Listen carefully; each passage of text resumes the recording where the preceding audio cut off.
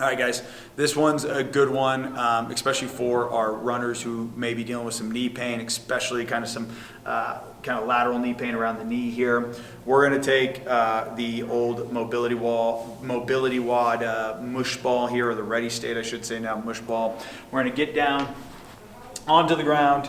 And so a lot of time, if I'm getting pain down here, I want to be working up here to address it. And in our experience, just kind of hammering the IT band doesn't do us a lot of good.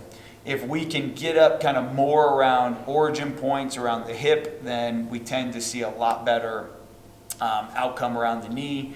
And so we're going to take the ball here, and we're going to first kind of start on the front side of the hip here.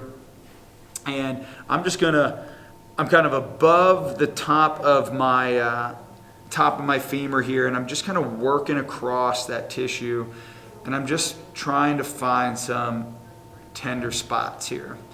And when I do, once I find a good hot spot here, I'm gonna relax into this, and then I'm gonna just breathe. So my goal initially is going to be to try to desensitize that tenderness, so I'm gonna just calmly breathe in and out through my nose, and just try to get some of that kind of tension, that pain out of there.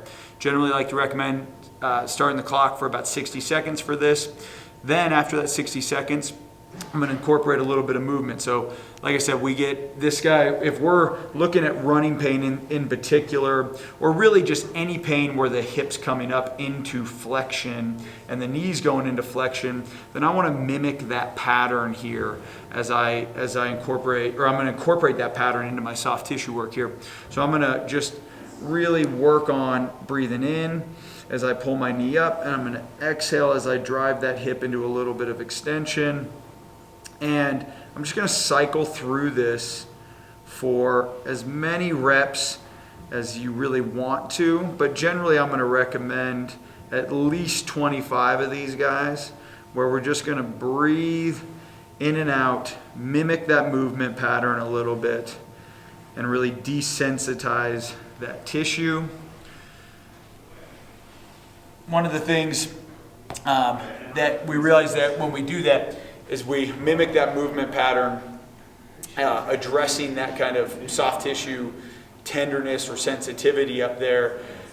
We find that after we kind of do our little retest, for a lot of people, that knee pain can go away very, very quickly, which is fantastic. So let's say I've got some knee pain squatting, or I had some knee pain running.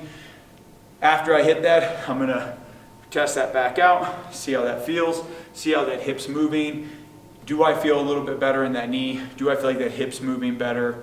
And really then kind of go from there. So give this one a shot. I think if you're dealing with some knee pain, this is a no-brainer for you.